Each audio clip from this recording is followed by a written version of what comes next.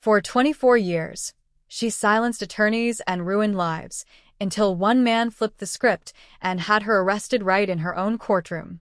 Inside the Jefferson County Courthouse in Birmingham, Alabama, the air felt heavy, not from the humidity outside, but from something much denser.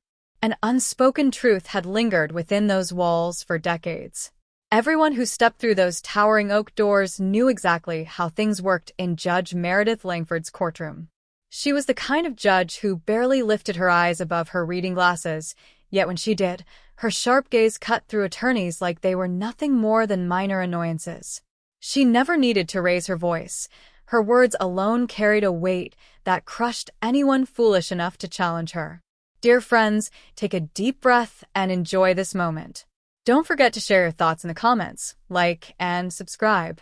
Langford had held that bench for 24 long years, long enough to establish a legacy, but not the kind etched onto plaques or praised in law schools.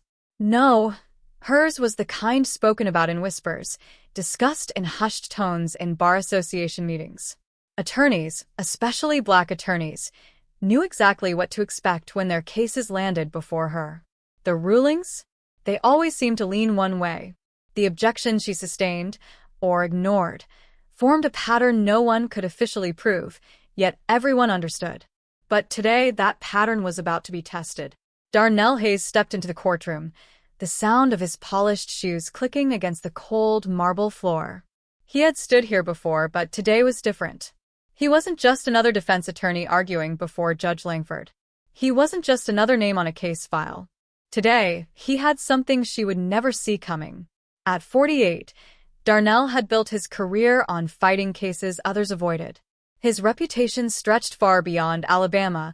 His ability to dismantle a prosecution's argument made him a target for people like Langford. But that never stopped him.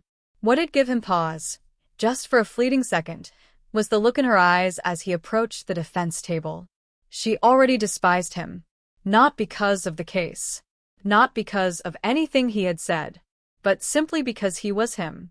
Darnell could feel the weight of the moment pressing onto his shoulders. This wasn't just about his client, Tyrone Wills, a man falsely accused of armed robbery. This was about something bigger. And he wasn't leaving this courtroom without making that crystal clear. Mr. Hayes, Judge Langford's voice sliced through the silence as she barely glanced up from the paperwork before her. You're already on thin ice in my courtroom. Don't waste my time today. There was no reason for that. They hadn't even started.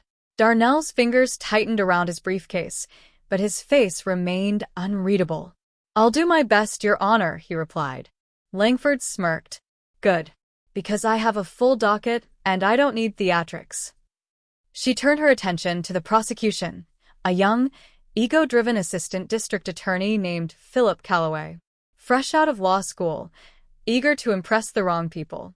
The state is ready, Your Honor, Calloway announced, flashing a smug glance in Darnell's direction. Of course, they were ready. They were always ready when the case was stacked against a black man. Tyrone Wills sat beside Darnell, his hands folded, his shoulders hunched, a posture that belonged to someone who had spent too much time in the system. He had seen too much, lost too much. Darnell leaned in slightly. We're ready too, he said, loud enough for the entire courtroom to hear. Judge Langford exhaled sharply through her nose. Let's get this over with. And just like that, the trial began. But this wasn't a trial. It was a performance. And Judge Langford was the star of the show. Every objection Darnell raised, denied, without a second thought. Every time Calloway stumbled over a legal argument, she guided him through it like a teacher with a favorite student. The jury noticed. The gallery noticed. But no one dared to say anything. Except Darnell. He watched her. The way her lips curled when he spoke. The way her contempt barely remained concealed. This wasn't just bias. It was something worse. And the courtroom didn't know it yet, but Darnell had been waiting for this. Langford wasn't even trying to hide it. Every time he spoke, cut off. Every valid argument he made, dismissed. The jury was shifting, uncomfortable. Even some of the white jurors, who may have entered with their own preconceived notions, couldn't ignore what was happening. But Langford? She didn't care. She doubled down. Mr. Hayes, you're testing my patience. Mr. Hayes, one more baseless objection, and I'll hold you in contempt. Mr. Hayes, this is not a lecture hall. If you want a grandstand, do it elsewhere. Darnell remained calm, but inside his blood boiled. Not because she was insulting him. He could handle that. But because she was making this personal, and that was her biggest mistake. Still, he needed her to keep talking, to keep exposing herself. Your Honor, he said evenly. The prosecution just introduced evidence that was not disclosed in discovery. That's a clear violation of Brady versus Maryland. I move for an immediate mistrial. Langford adjusted her glasses, feigning boredom. Denied. Darnell let the silence linger before speaking again. Just to be clear, Your Honor, you're refusing to acknowledge a Brady violation? Langford's lips thinned. I said denied, Mr. Hayes. The courtroom shifted again. The whispers in the gallery grew louder. The reporter's pens scratched faster. She saw it, too. And for the first time, her eyes met his directly. You are dangerously close to being held in contempt, Mr. Hayes. Darnell tilted his head slightly. For what, Your Honor? Asking the court to follow the law. Bang! Langford slammed her gavel down so hard, the sound echoed off the high ceilings. That's enough, she snapped. One more word, and I'll have you removed. Silence. Darnell could hear his own heartbeat. But he wasn't nervous. This was exactly what he needed. And then, the courtroom doors swung open. 2 federal agents stepped inside, their dark suits crisp, their movements precise. Langford's expression shifted, first to confusion, then irritation. What is the meaning of this? One of the agents flashed a badge. Judge Meredith Langford, we need to speak with you. Immediately. Langford's jaw tightened. I'm in the middle of a trial. It's urgent. A flicker of something, fear, crossed her face. This is highly inappropriate. Whatever this is, it can wait. The second agent stepped forward. This is a matter of federal interest. It cannot wait. The gallery erupted into whispers. The jury exchanged stunned glances. Then, the lead agent spoke. We have a warrant for your arrest. For the first time in 24 years, Judge Meredith Langford lost control of her courtroom.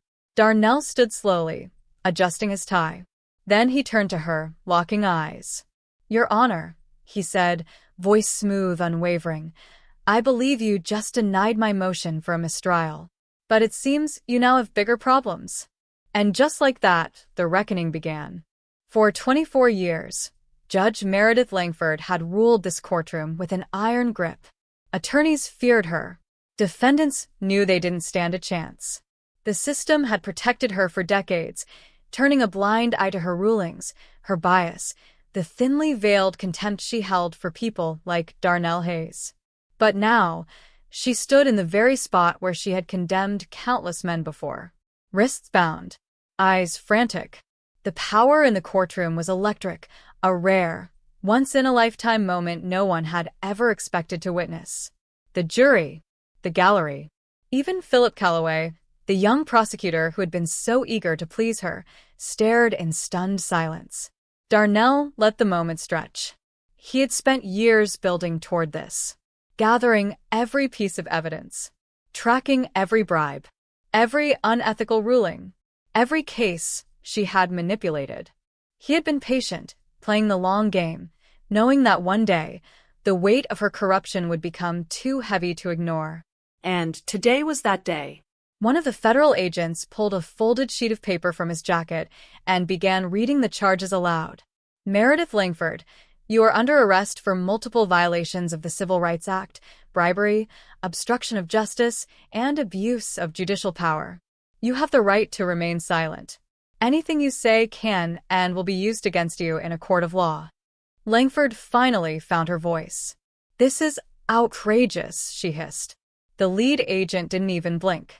You can take that up with your lawyer. A wave of murmurs swept through the gallery. Reporters scrambled to capture every detail, the way Langford's hands shook, the way her once imposing presence suddenly seemed so small. She turned to Darnell, eyes burning with fury. You, She spat, her voice laced with something between rage and disbelief. This is your doing. Darnell lifted his chin slightly. This is justice, he corrected. For the first time in his career, the balance had shifted. Langford tried to compose herself, but it was useless. The power she had wielded for so long was gone. And the irony wasn't lost on anyone.